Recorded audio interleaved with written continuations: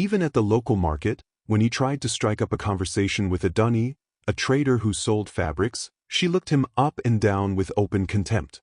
You think because you can string together big English words, I'll be impressed? I need a man with real money, not taxi driver money. Quick question before we continue. Are you subscribed to this channel? If no, show your support by hitting the subscribe button. Like and comment your thoughts after watching this video. Thank you. From his Victoria Island penthouse, Chike Benson, 32, surveyed the shimmering Lagos skyline. His tech empire spanned Africa and beyond, boasting a net worth greater than the GDP of many smaller nations. Despite his immense wealth, a familiar frustration tightened his jaw as he scrolled through yet another message from a woman promising the time of his life for a shopping spree. This was the fifth such brazenly transactional message of the day, each one more direct than the last. The pretense was gone. These women circled him like vultures, interested only in his bank account. Last week, his supposed girlfriend, Kemi, had even been caught taking selfies with his credit cards, spread out like trophies on his dining table. When confronted, she had casually remarked, "What did you expect, baby? You're Chike Benson." Her blatant gold digging had been the final straw. He was tired of being valued for everything but his true self.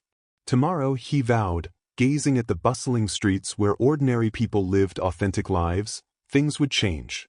He would find a way to be desired for who he was, not for his wealth. The following morning, Chike summoned Emeka, his most trusted aide, to his office. Despite the panoramic view of Lagos offered by the glass walls of his corner suite, Chike's focus remained solely on the unusual request he was about to make.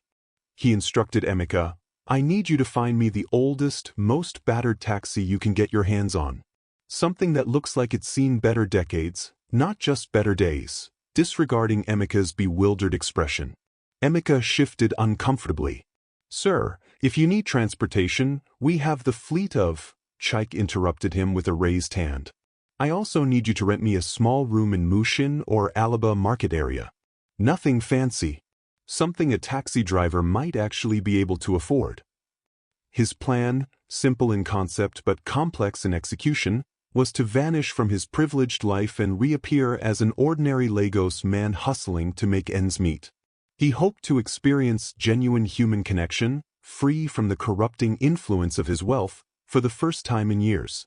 As Emeka reluctantly took notes, Chike felt a thrill of anticipation, eager to discover who would love Chike the taxi driver, not Chike the billionaire. 3 days later, Chike stood before a cracked mirror in a cramped room in Mushin, hardly recognizing himself. He traded his tailored suits and Italian shoes for faded, ripped jeans, a worn polo shirt, and old rubber slippers. He'd grown out his beard, letting it become scruffy and unkempt, and had practiced the Lagos street accent until it flowed naturally from his lips. The transformation was so complete that even his own mother wouldn't recognize him at first glance. The yellow taxi waiting outside his new temporary home was a masterpiece of automotive decay. The paint was more rust than color, the seats were held together with duct tape, and the engine coughed like an old man with a lifetime of smoking behind him. But it was perfect for his purposes.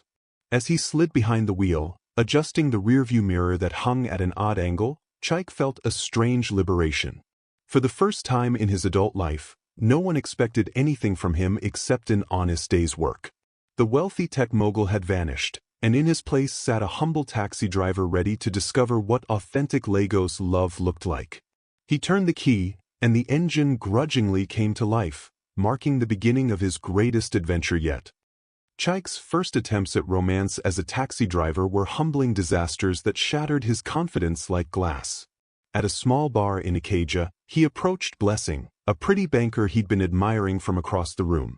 The moment he mentioned he drove a taxi for a living, her expression shifted from mild interest to barely concealed disgust. "Taxi driver?" she repeated, as if the words tasted bitter in her mouth. "Abeg, I no get time for broke men. Find your level." Her friends erupted in laughter as she dismissed him with a wave of her hand. The pattern repeated itself with crushing consistency over the following weeks. At a church program, Funmi had seemed genuinely interested in their conversation about faith and purpose until he revealed his profession. I'm looking for a man who can provide security, she said coldly. Not someone who can barely provide for himself. Even at the local market, when he tried to strike up a conversation with a dunny, a trader who sold fabrics, she looked him up and down with open contempt. You think because you can string together big English words, I'll be impressed? I need a man with real money, not taxi driver money. Each rejection cut deeper than the last, forcing Chike to confront the harsh reality of how society valued men by their economic worth. He was experiencing firsthand the dismissive treatment he'd only observed from his privileged position, and it was more painful than he'd ever imagined. It was on a particularly frustrating Thursday afternoon, after another potential romantic interest had literally laughed in his face upon learning his profession, that fate intervened in the most unexpected way.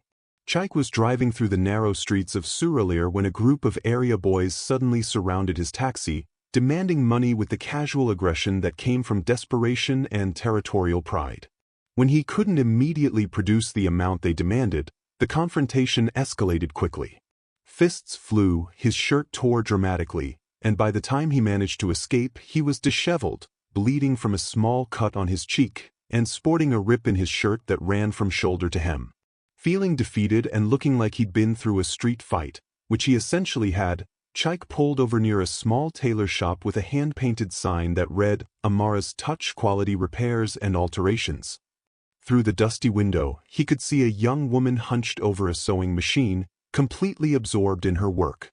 Something about her concentration, the way she handled the fabric with such care and precision, drew him in.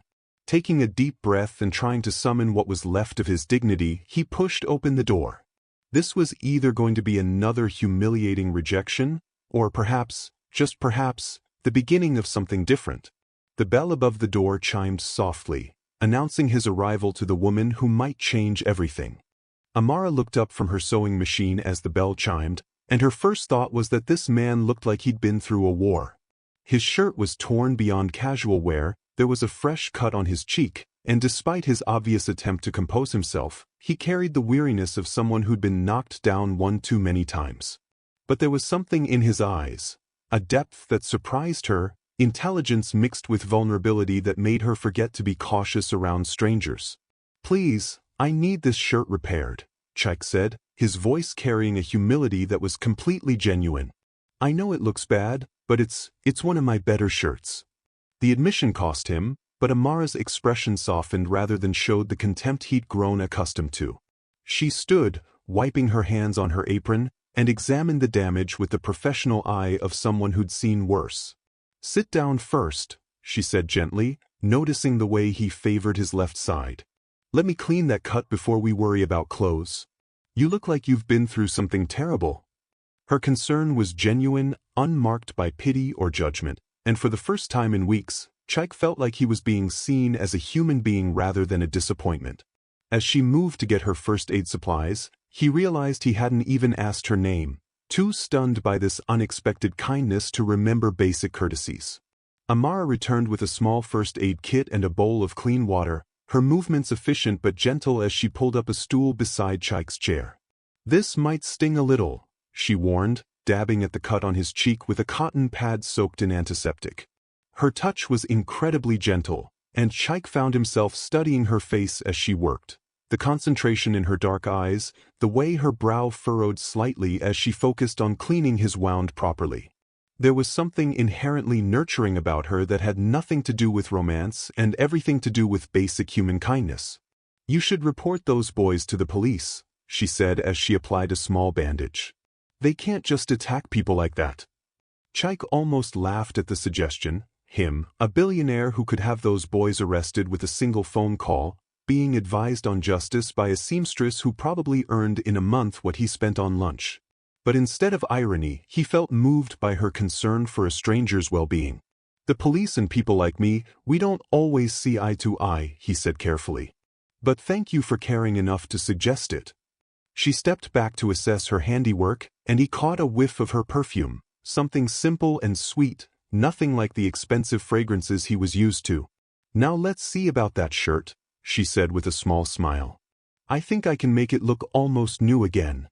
Watching Amara work was like observing a master craftsperson in her element.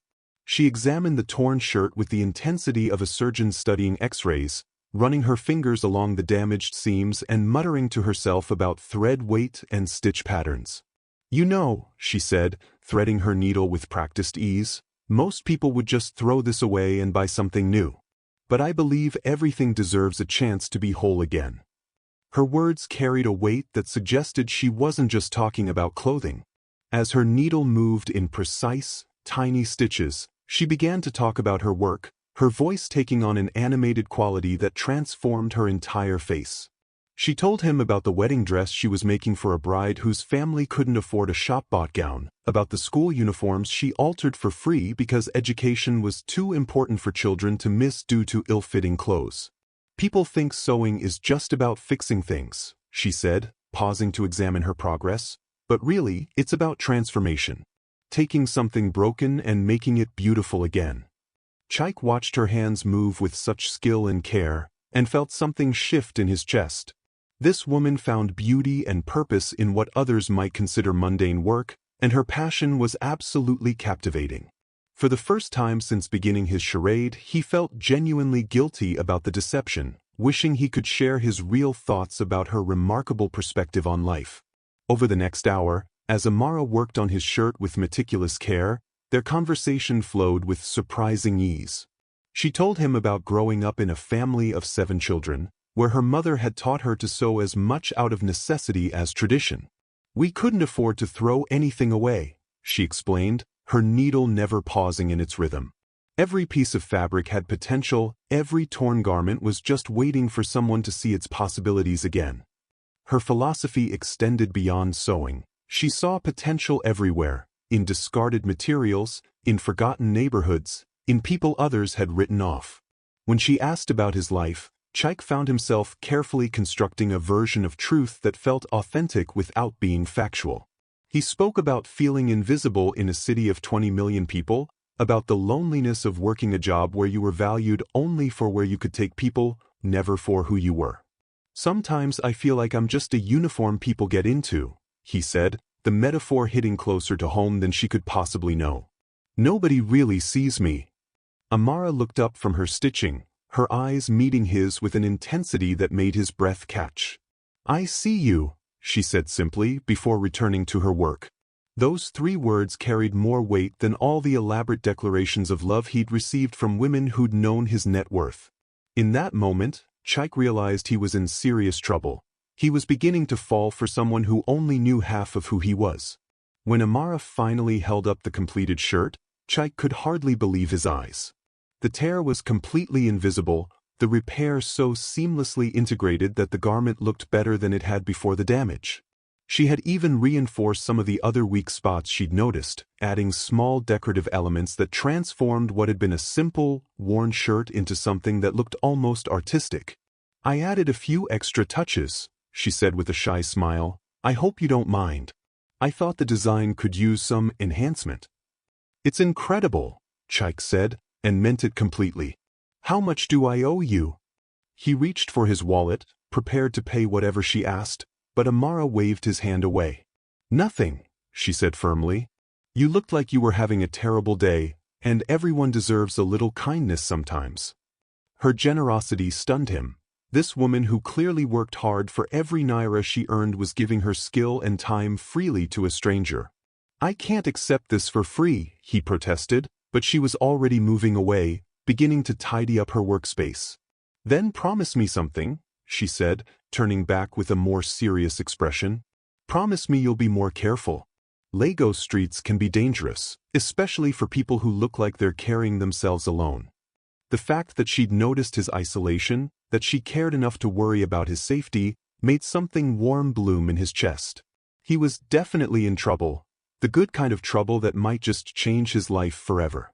As Chike prepared to leave, still marveling at the transformed shirt and Amara's extraordinary kindness, he found himself reluctant to end their interaction. There was something about her presence that made him feel more like himself than he had in months, even while pretending to be someone else entirely. "I don't know how to thank you properly for this," he said, gesturing to the shirt and the bandage on his cheek. You've been incredibly kind to a complete stranger."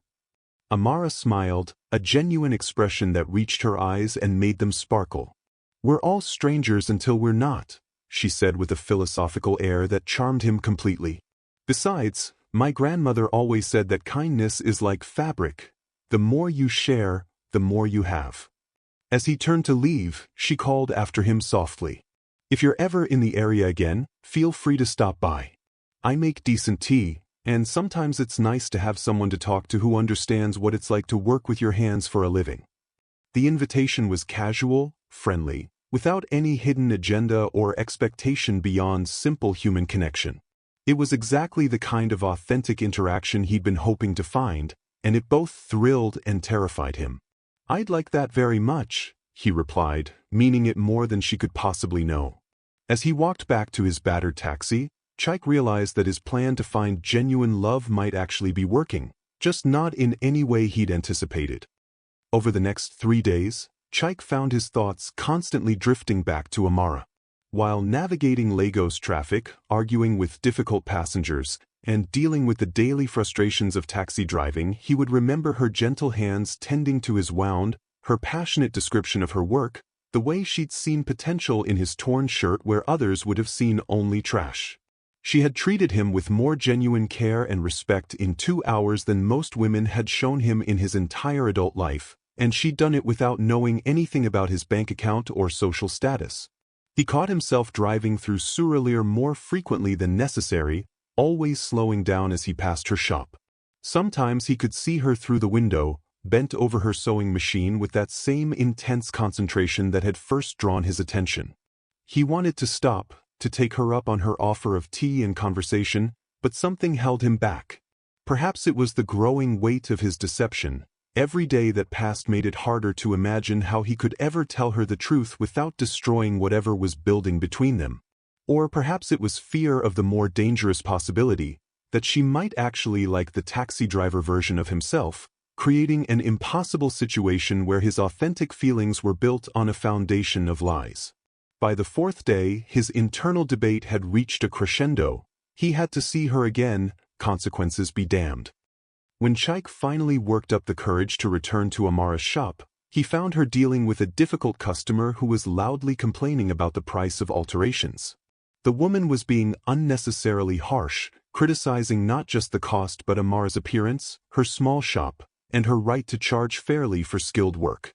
Chike watched through the window as Amara maintained her composure with remarkable grace, never raising her voice or showing the irritation she must have felt. When the customer finally stormed out, muttering insults, Amara simply returned to her work as if nothing had happened. "That was impressively patient," Chike said as he entered the shop, causing Amara to look up with surprise that quickly transformed into a genuine smile of welcome. "Oh, it's you. How's the shirt holding up?" She gestured to his chest, and he realized he was indeed wearing the repaired garment, which had become his favorite piece of clothing. "Better than ever," he said honestly. "Actually, I was wondering if that tea offer still stood. I've been thinking about our conversation, and I'd really like to hear more about your grandmother's sayings." Her laugh was musical, free of any calculation or pretense. "Of course. I just put the kettle on. Perfect timing." As she moved to prepare tea, chatting easily about her day and asking about his, Chike felt a contentment he'd never experienced in any of his previous relationships. This felt real in a way that nothing in his privileged life ever had. Over steaming cups of sweet tea served in mismatched china cups, Chike and Amara's conversation deepened beyond pleasantries into more meaningful territory. She spoke about her dreams of expanding her business, maybe one day having enough success to employ other young women who needed opportunities to develop their skills. "I want to create something that lasts," she said, her eyes bright with ambition. "Not just for me, but for other women who have talent but not advantages." Her vision was remarkably similar to his own philanthropic goals, though expressed in more personal, immediate terms. When she asked about his aspirations, Chike found himself in the unusual position of having to manufacture humble dreams to match his supposed station in life. "I'd like to own my own taxi someday," he said, the lie feeling heavy on his tongue. "Maybe eventually a small fleet. Nothing fancy, Just independence. What surprised him was how much truth lay beneath the fabrication. He did long for the kind of independence she represented, the freedom to be valued for his character rather than his circumstances. "That's a good dream," she said seriously. "Independence is precious. Too many people give up their freedom for comfort, or security, or what they think will make other people impressed with them." Her words hit him like a physical blow, so accurately describing his own life that he wondered if she somehow suspected his deception. But her expression remained open and encouraging, suggesting the observation was general rather than personal. As their friendship deepened over the following weeks, with Chike finding excuses to visit Amara's shop every few days, he began to notice the careful way she spoke about wealthy men and the women who pursued them. During one conversation about a soap opera they both watched, she expressed disgust at a storyline involving a poor girl chasing a rich man. "I don't understand women who think money can buy happiness," she said with unusual vehemence. "If a man can't love you when you have nothing, how can you trust his love when you have everything? And if you can't love a man when he has nothing, how can you claim to love him at all?" Her words sent a chill through Chike's chest. Another day, she mentioned a cousin who had married a wealthy Lagos businessman. She was so excited about the big house, the cars, the designer clothes, Amara said with sadness in her voice. But now she's miserable. He controls everything she does, treats her like an expensive decoration rather than a person. She gave up herself for his money, and now she's trapped. The cautionary tale felt like a direct commentary on his own deception, though he knew it wasn't intended that way. Most troubling of all was her consistent praise for his perceived humility and authenticity. "I like that you're real," she told him one afternoon. "So many men try to pretend they're something they're not, but you're comfortable with who you are." Each compliment about his supposed genuineness felt like another nail in the coffin of any future they might have together. Despite the growing weight of his deception, Chike found himself falling deeper in love with Amara with each passing day.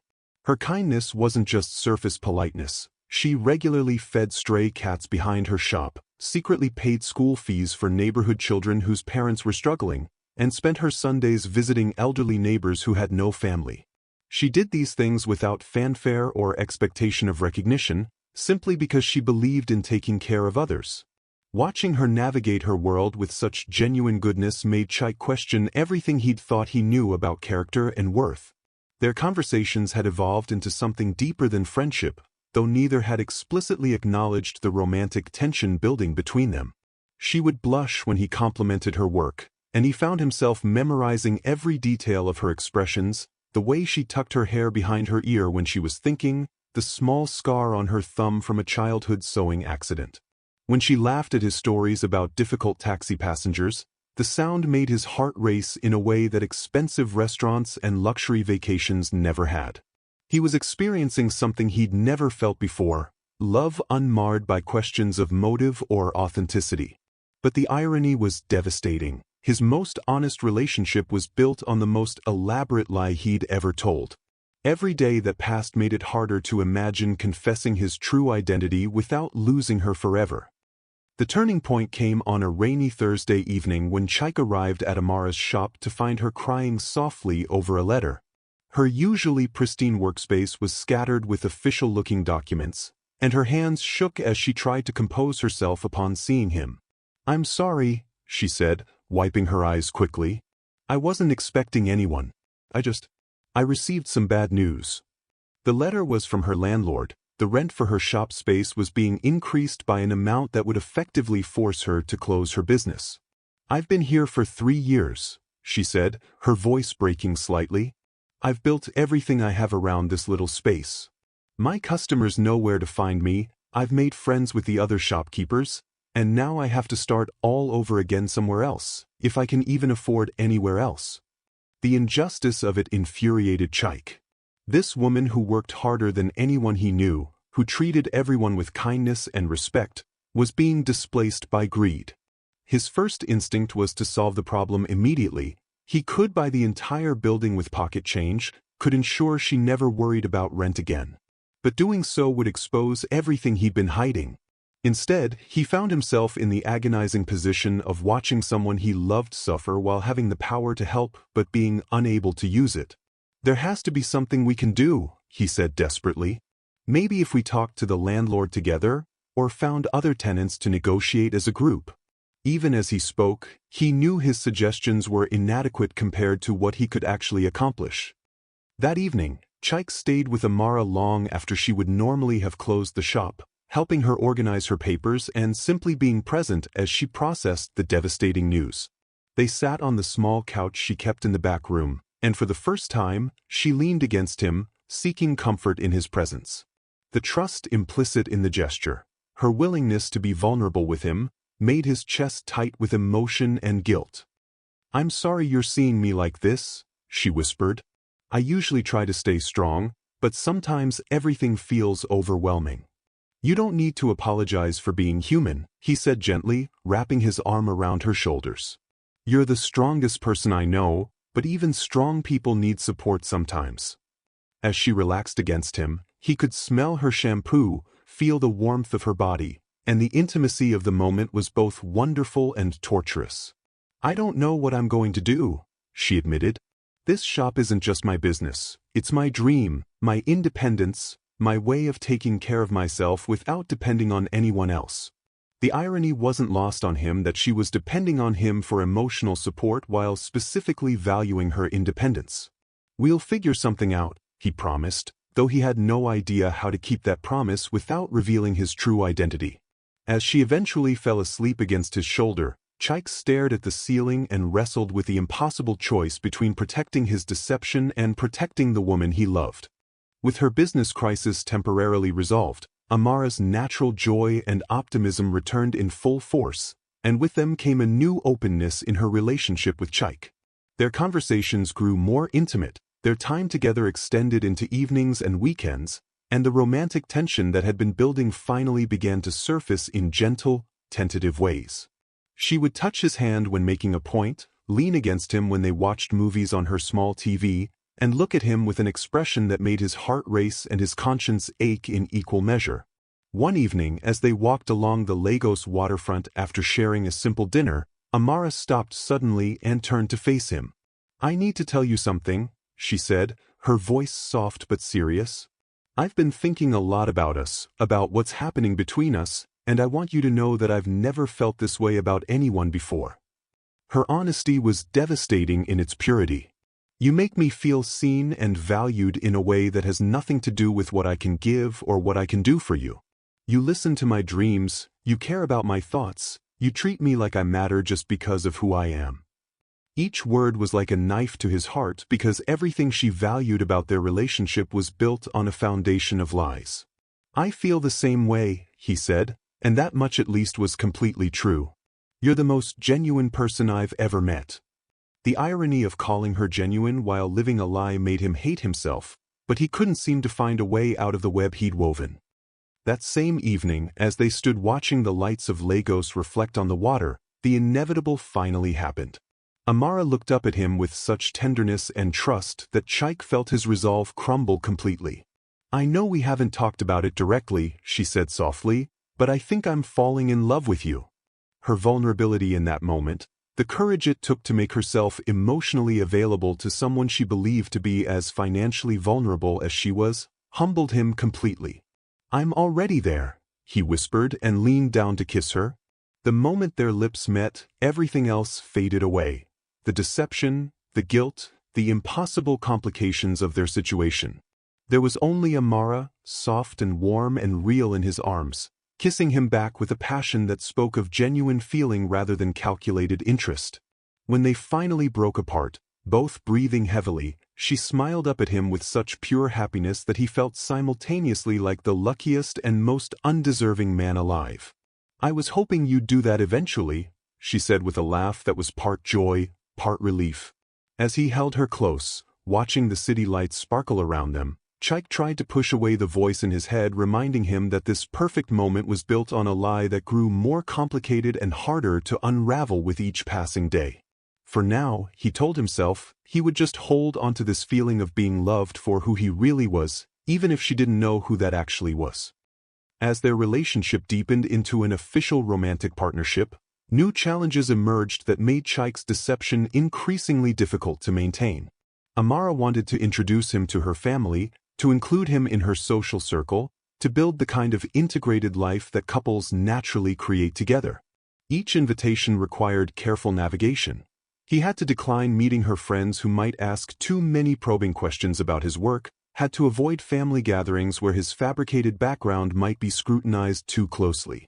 His excuses were always plausible: working extra shifts to save money, feeling shy around new people, wanting to keep their relationship private until it was more established, but each one added another layer to the elaborate construction of lies. More troubling were the moments when his real life threatened to intrude. His phone would ring with calls from business associates, and he'd have to step away to take them, claiming they were from taxi company dispatchers. News reports about his business empire occasionally came on the radio or television when they were together, and he had to listen to Amara's comments about those rich people who don't understand how regular folks live, while fighting the urge to defend himself or explain the philanthropic work his companies actually did. The most difficult moments came when she would express her dreams and ambitions, talking about wanting to expand her business or help other women in her community, describing goals that he could easily help her achieve if only he could be honest about his resources. The weight of living a double life was becoming unbearable, but the fear of losing her kept him trapped in his own deception. The crisis that would ultimately expose everything began with a phone call Chike received while he was having breakfast with Amara at a small cafeteria near her shop. His business partner was calling with news that their latest educational technology initiative had won the prestigious African Innovation Award, one of the continent's most significant honors for social impact entrepreneurship. The award ceremony was to be broadcast live across Nigeria, and Chike's presence as CEO was absolutely mandatory. "I'm sorry," his partner said, "but there's no way around this. The ceremony is tomorrow night, prime-time television.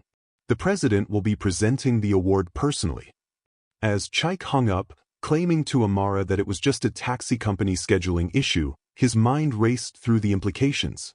There would be no way to avoid the cameras, no possibility of sending a representative in his place. By tomorrow night, his face would be on every television screen in Lagos, identified clearly as billionaire tech mogul Chike Benson. The careful world he'd constructed around his relationship with Amara would come crashing down in the most public way possible. He looked across the table at her, happily eating her breakfast and chatting about her plans for the day, completely unaware that their relationship was about to face its ultimate test. For the first time since beginning his charade, Chike realized that his deception had an expiration date, and it was less than 24 hours away. Knowing that his time as a taxi driver was measured in hours rather than days, Chike spent what he believed might be his last day with Amara trying to memorize every moment.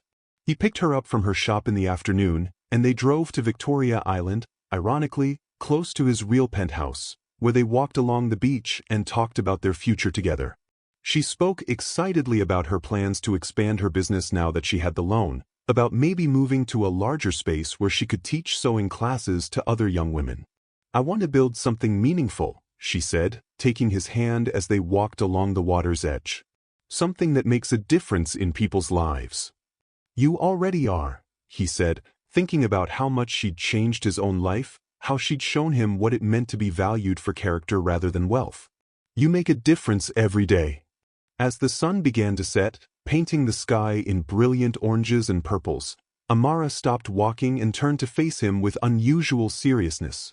"I love you," she said simply, and he could see in her eyes that she meant it completely, without reservation or condition. "I love you too," he replied, the words carrying the weight of absolute truth even as everything else about their relationship was built on lies. That night, as he held her sleeping form close to him, Chike lay awake staring at the ceiling and trying to find the courage to tell her the truth before she discovered it on television. But every time he started to form the words, fear and love and desperation tangled together in his throat, leaving him silent and running out of time.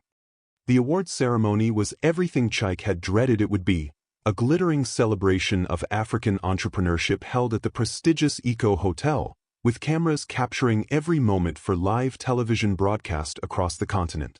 As he stood backstage in his tailored tuxedo, looking every inch the successful billionaire he actually was, Chike felt like he was preparing for his own execution.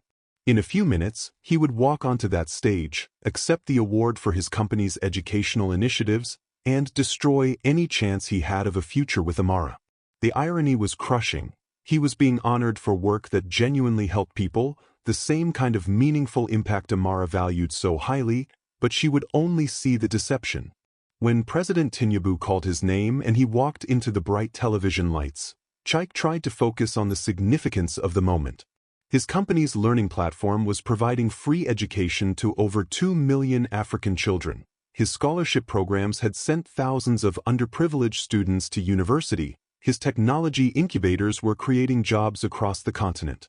This was work that mattered, work that aligned perfectly with Amara's values about making a difference in people's lives. But as he accepted the Crystal Award and looked directly into the camera to give his acceptance speech, all he could think about was a small tailor shop in Suralere where the woman he loved was probably watching television, about to have her world turned upside down. This award belongs not just to my company, but to every young African who dares to dream of a better future, he said, his voice steady despite the turmoil in his heart.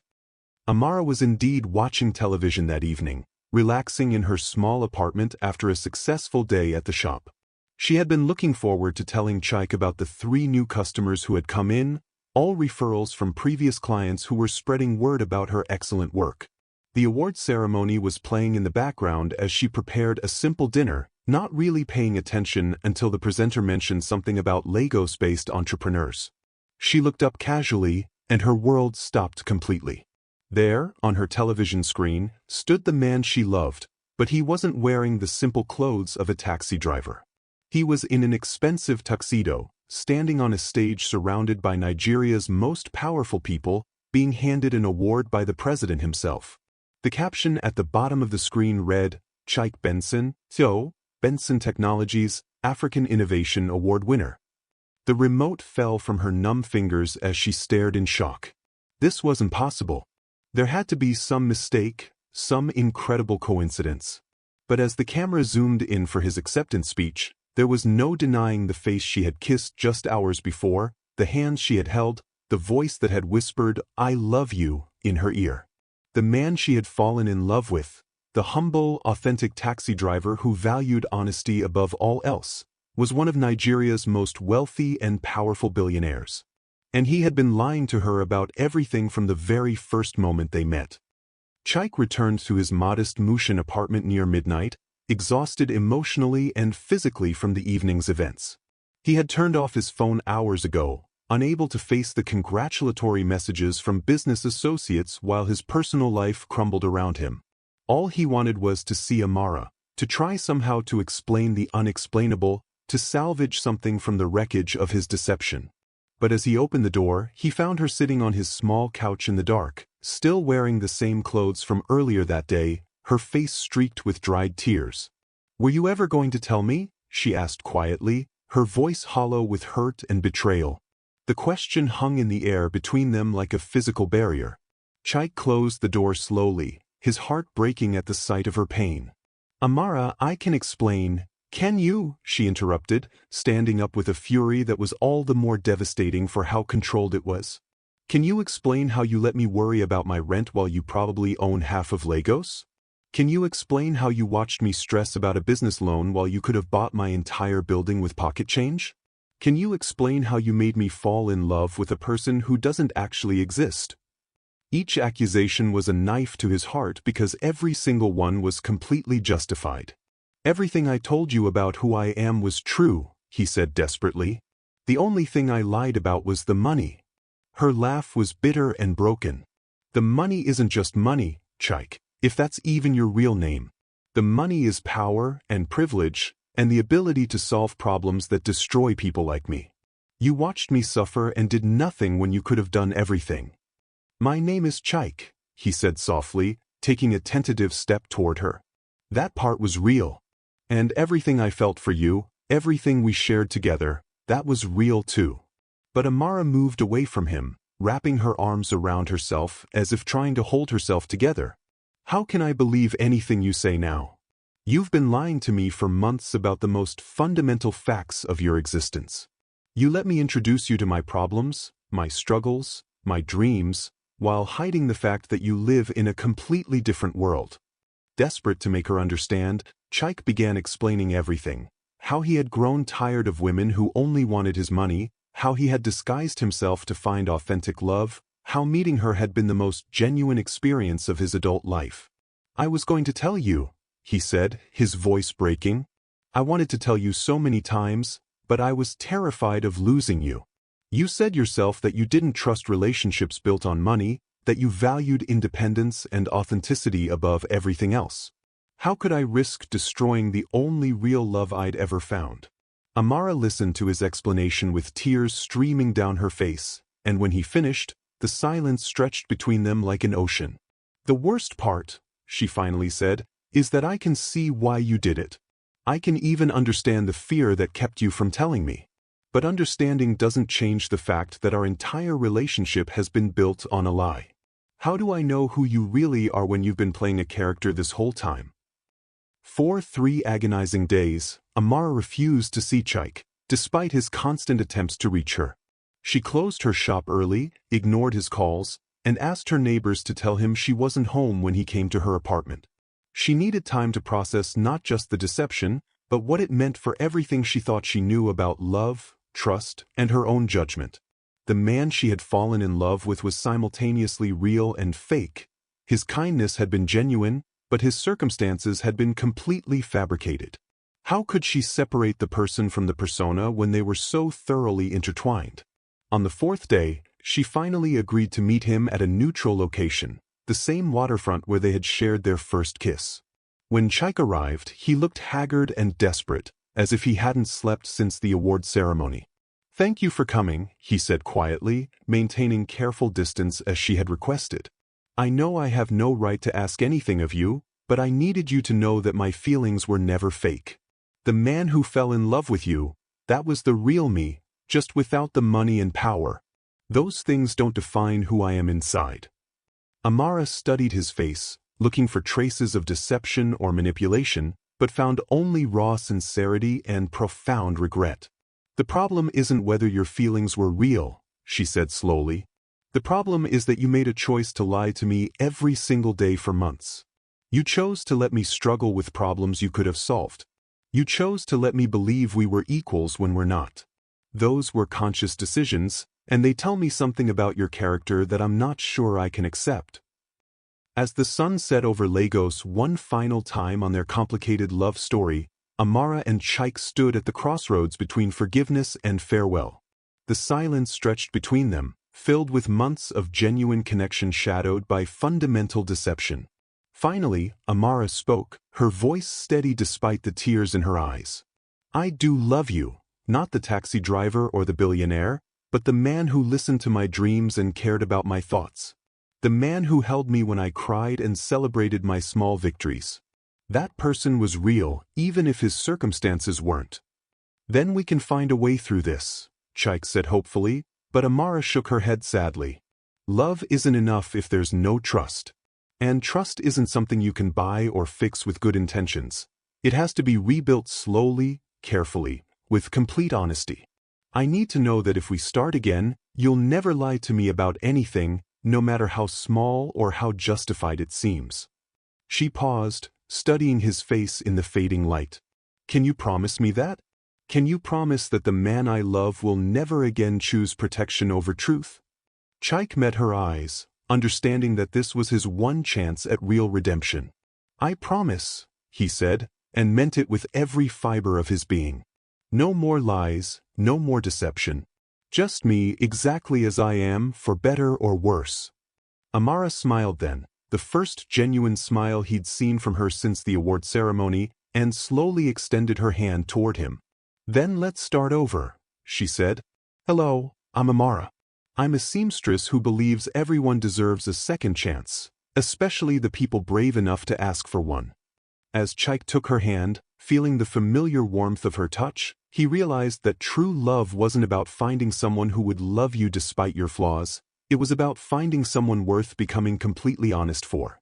If you enjoyed and learned from this video, Like and subscribe to this channel for more videos like this. We shall see again. Thank you.